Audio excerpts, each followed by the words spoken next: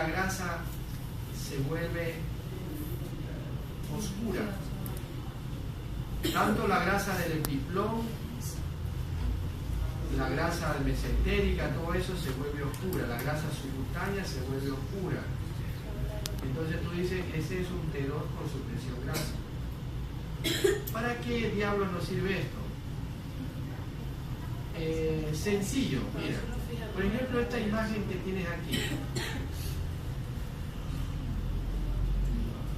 Bueno, como no es el corte adecuado, si hubiéramos hecho el mismo corte un poco más abajo o más arriba está esta, ¿verdad? Porque aquí ven riñones, no, más abajo.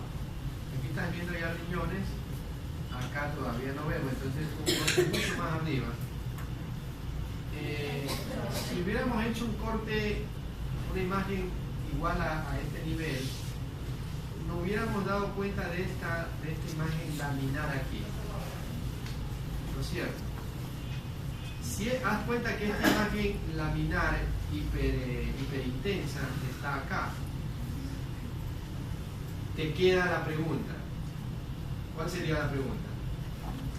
¿Sí me entendieron? ¿Ah? Si esta imagen laminar está acá, queda la pregunta, ¿es grasa o es líquido? Correcto, ¿ya? Entonces para eso sirve esta secuencia. Entonces si es grasa, entonces esta secuencia la elimina la señal de la grasa. Y entonces tú concluyes que eso no es líquido. Y si se queda brillante en esta secuencia, dices que eso es líquido, ¿verdad? Entonces para eso sirve esta secuencia. ¿Ok? ¿Cómo se ven los cálculos? Esta es una secuencia que se llama colangioresonancia. Todas las colangioresonancias se van a ver así. No usa medio de contraste. La secuencia, esta secuencia se la hace aprovechando la bilis. Como la bilis se comporta como líquido, entonces es una secuencia muy parecida a la de acá, pero con unos tiempos mayores, y las imágenes quedan así. Todo lo que es el sistema biliar y la vesícula se las ven hiperintensas, brillantes,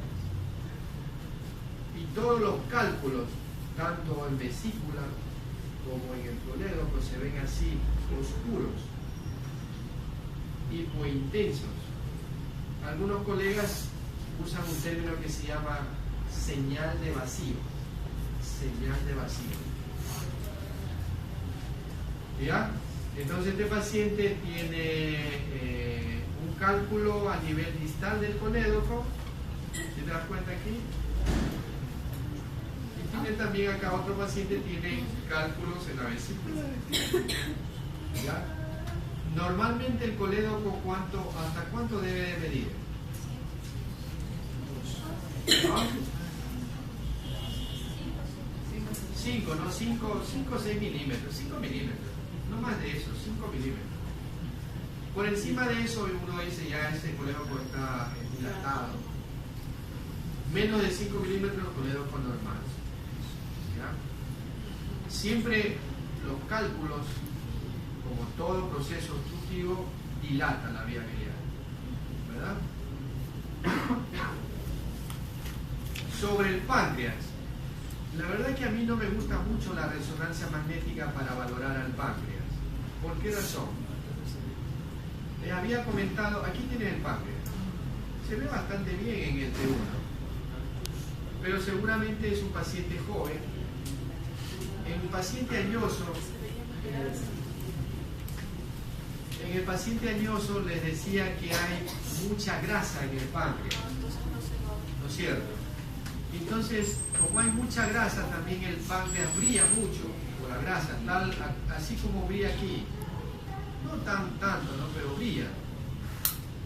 El T2 igual, porque la grasa brilla. Y cuando tú le mandas una fiesta, una secuencia fiesta, como tiene grasa, no se lo ve al padre, se queda oscuro. Entonces a mí me gusta mejor la tomografía porque hace un mejor plano de clivaje, mejor delimita al parque. Y ahí el resto va bien la resonancia, ¿no? Es bastante buena. Y en esto es excelente, en colagio resonante. ¿Ok? Preguntas aquí.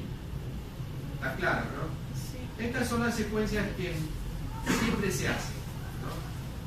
T1, T2, fiesta, colagio resonancia. Y por ahí hacemos un estudio dinámico con tratado trifásico, también se puede hacer en resonancia trifásico. Y hay una secuencia que se llama la dinámica. ¿En qué consiste la dinámica? La dinámica hace una simple está haciendo en el mismo sitio donde está la lesión, ¿ya? Y ahí metes el contraste y tú vas viendo cómo llega el contraste a la lesión, ¿ya? Y de ahí se va haciendo fase arterial, fase tardía, fase venosa y una fase tardía. Entonces tú puedes ver la secuencia en forma dinámica de la lesión, cómo va llegando el contraste, si esa lesión es muy vascularizada, tiene esa característica, etc., ¿no? Les decía, ¿no? Hoy día había un paciente con 5 nódulos hepáticos. Entonces, lógicamente, el diferencial era eso, no es metástasis, ¿no? Y me parece que son hemangiomas de la señora, hemangiomas. Dale.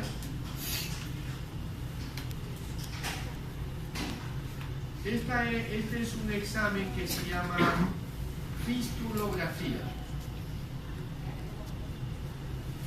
Fistulografía de vías biliares a través de un dren de Kerr. El dren de Kerr tiene una T aquí y una patita para acá y otra patita para allá. ¿No es cierto? Este dren está hacia la parte externa, ¿no?, del paciente. Cuando se pone o cuando usan este método de drenaje de la vía biliar, esto es a la antigua, ¿no? Cuando el paciente tenía una coledocolitiasis y el paciente era sometido a una cirugía abierta, lógicamente, el cirujano abría el colédoco, sacaba el cálculo del colédoco y después dejaba un dren. Esta era la clásica cirugía de exploración de vía biliar. Todavía hacen los médicos de la antigua, ¿no?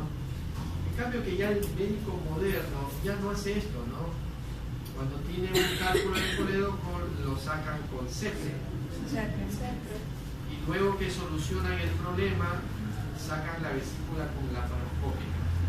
Según ellos tiene una enorme ventaja de que, por ejemplo, aquí el manipuleo de esto puede producir colangitis del paciente. Y esto no se saca enseguida, pues no, esto se saca 2, 3, 4 semanas. Y cuando retiras el dren se queda una fístula y el paciente está drenando a través de la fístula. Moja el apósito, siempre está mojando el apósito, y me sale por ahí. Y hay pacientes que se quedan así meses drenando hasta que se les cierre la fístula. Y es un problema, ¿no?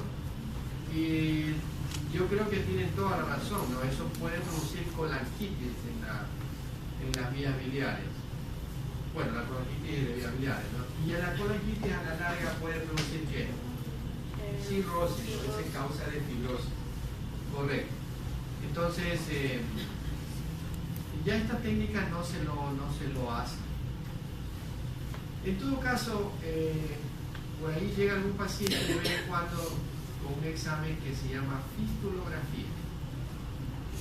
Y esto permite, antes de retirar el dren, hay que ver cómo está el drenaje del colédoco, ¿no?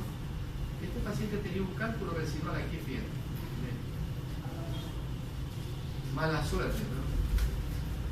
Entonces este paciente tendrá que ser explorado con CEPE para sacar el cálculo. O sea, mientras esté el DREN aquí no pasa nada con el cálculo, o sea, el paciente está despintado, no está ictérico. Pero sácale el DREN ahí y con el cálculo y una vez comienza la ictericia del paciente. Entonces siempre se pide, antes de retirar el DREN, se pide este tipo de examen que se llama una fistulografía. Ya, hasta aquí está bien. A ver, preguntas. ¿Qué hora es? 7:15. Ah, ya. Preguntas, ninguna. ¿Está claro todo? Entonces ahí están los métodos de diagnóstico, ¿no? Ya cuando vayan al internado, deben saber pedir los exámenes, no por pedir. Nunca pueden ustedes pedir una resonancia magnética directo al paciente. Ya, a veces el paciente te dice, doctor, ¿y no será mejor que me haga una resonancia? Porque he escuchado que la resonancia es la panacea, no creen que la resonancia es la maravilla. Y no es así. Entonces ustedes ya están orientados en pedir las cosas como deben de ser.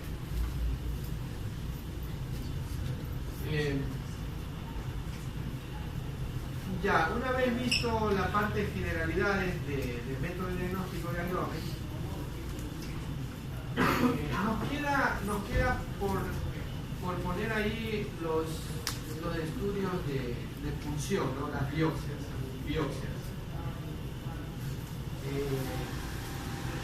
Se puede punzar todo a nivel del hígado, salvo los hemangiomas, ¿verdad? Entonces, para hacer una biopsia hepática, yo siempre me aseguro de que no sea un hemangioma, lo único. De ahí puedes pulsar una hiperplasia nodular, puedes pulsar un nódulo, etcétera, ¿no? Que no sea hemangioma.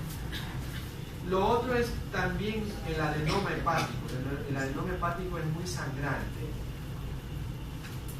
Ya, las biopsias hepáticas lo pueden hacer de dos formas: dirigido con tomografía o dirigido con ecografía. Y cuando las masas son muy grandes, ahí nomás al ojo, ¿no? Pueden meter con una aguja y sacan la muestra.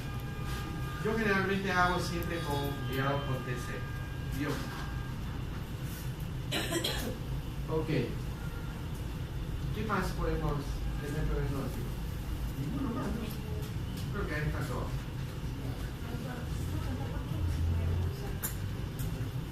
Porque sangra. El hemangioma es un tumor de vasos sanguíneos. Sangra. Y es un sangrado que en ese momento no pasa nada, es un sangrado muy lento.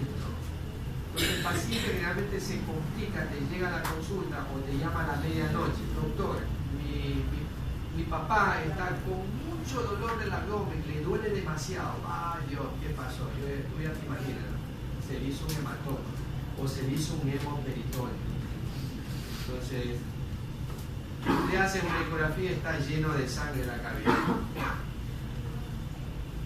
Por eso. Y operar esos hemangiomas, tiene que hacer unas lobectomías. Es difícil usar un hemangioma, no debe usarse nunca. Ya. Aquí cuántos hemangiomas han venido aquí para usar los médicos de vaya al doctor Camacho que le haga la biopsia. Y son hemangiomas. ¿Qué lo van a pulsar? Vaya, yo siempre hago los exámenes. Si no los tiene, se los hace, ¿no? Sobre todo tú sospechas, ¿no? Un paciente joven con un nódulo hepático generalmente no es maligno, ¿no? Uno lo piensa, no es maligno. Entonces tienes que pensar que el tumor más frecuente benigno es el hemangioma hepático. Bueno, vamos a ver algunas enfermedades y del hígado y vamos a comenzar con esto. El famoso hígado graso. Algunos médicos más elegantemente dicen esteatohepatitis, dicen, ¿no? Esteatohepatitis. De verdad,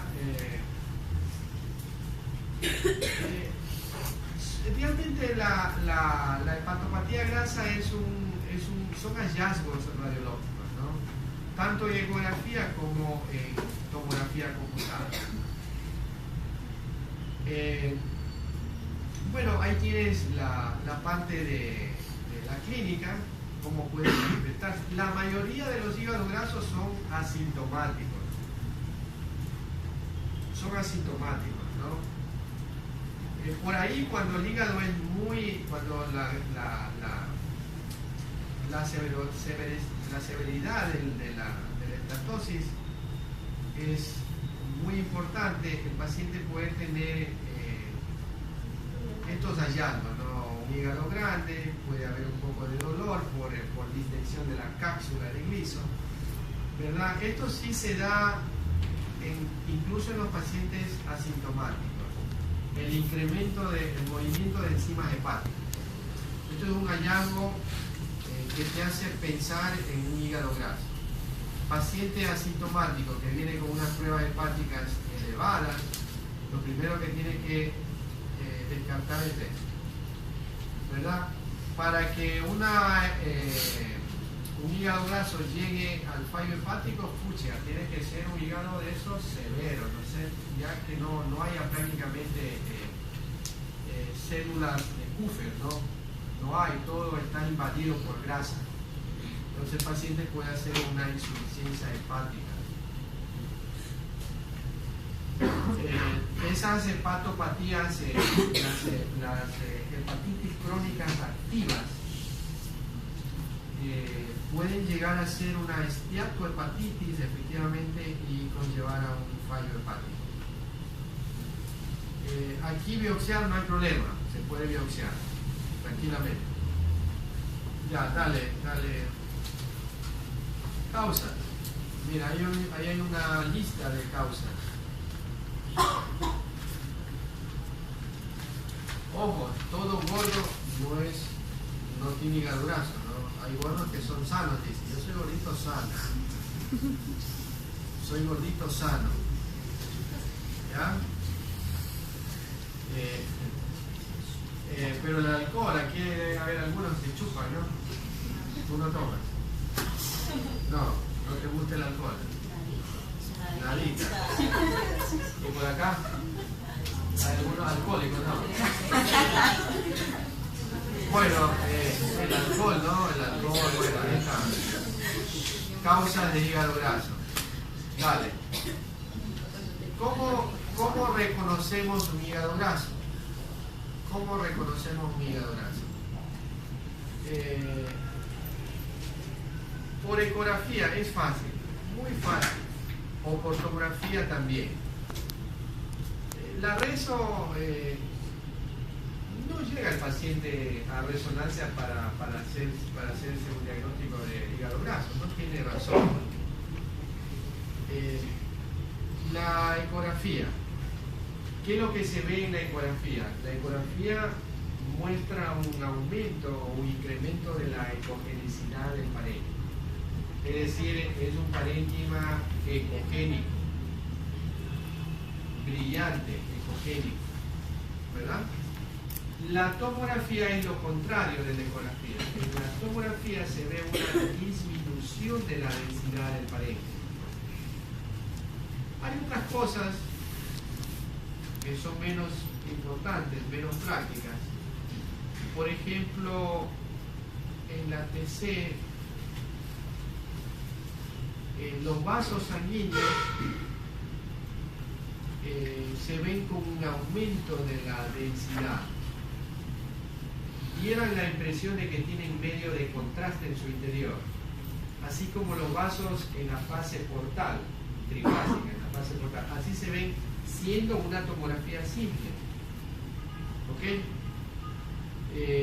Lógicamente, si tú mides las densidades en unidades Hounsfield, normalmente la densidad del hígado en unidades Hounsfield con la del vaso son muy parejas. En promedio, la densidad en una tomografía simple está entre 40, por ahí, 40, 50 watts. Hígado vaso, muy parecido. Entonces, cuando tú tienes un hígado graso, la densidad disminuye, ¿no? Entonces van a tener densidades de 4, 10, 15, muy cercana a la grasa, ¿no? Acuérdense que la grasa es muy negativa. Entonces, eso también son criterios de hígado graso, ¿no? Dale. Y esos son los ejemplos. La forma más práctica es comparar ya en el estudio, cuando se hace la ecografía. A mí me gusta explicarle al paciente y le muestro al paciente. Divido la pantalla del ecógrafo, el monitor, a un lado le pongo al hígado y al otro lado al vaso. Y entonces, normalmente debe ser parejo, ¿no? El mismo color, vaso, hígado. Mira cómo es este parénquima, está ecogénico, hay un aumento de la ecogenicidad. Estos son vasos sanguíneos, suprahepáticos. Hay otra forma que los libros también la aconsejan, es comparar la corteza renal con la del hígado, con el parénquima hepático. Igual, la corteza debe ser muy parecida al parénquima hepático. A mí me gusta esta de acá. Ya me he acostumbrado a esta. Yo casi no veo esto de acá. Esto sí. Entonces es fácil distinguir, diagnosticar un hígado graso, ¿cierto? ¿Okay? La mayoría de los hígados grasos tienen morfología normal, no tienen cambios morfológicos, tienen tamaño normal, contornos definidos, el flujo de los vasos intrahepáticos, portales y suprahepáticos son normales, no hay cambios. Ok, dale la otra. Mira la tomografía. 4 pacientes diferentes. Uno más severo que otro. Mira este hígado de acá. Negro, ¿no? Sí.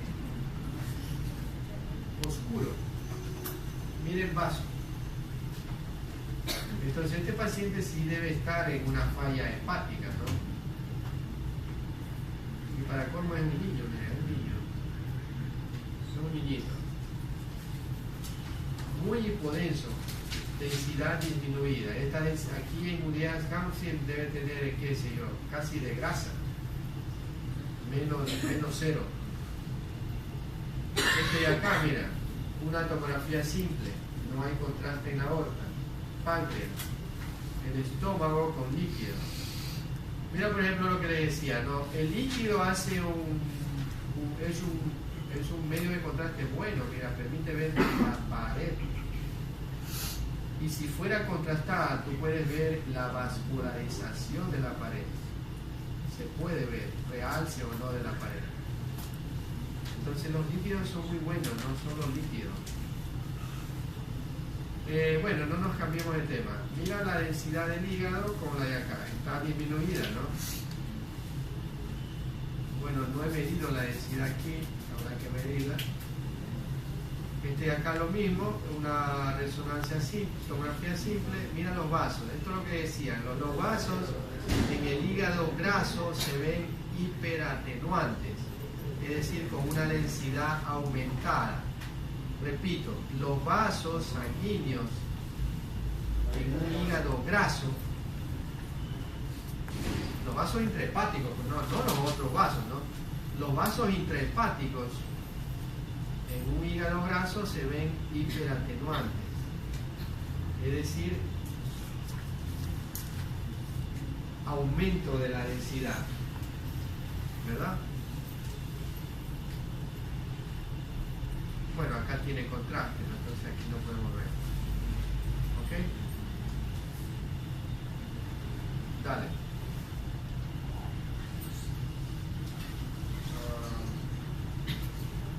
Dale para atrás, dale para atrás.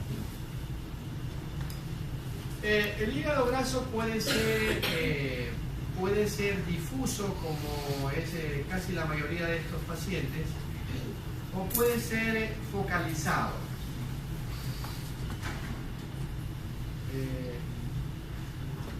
Hoy día había un caso de un paciente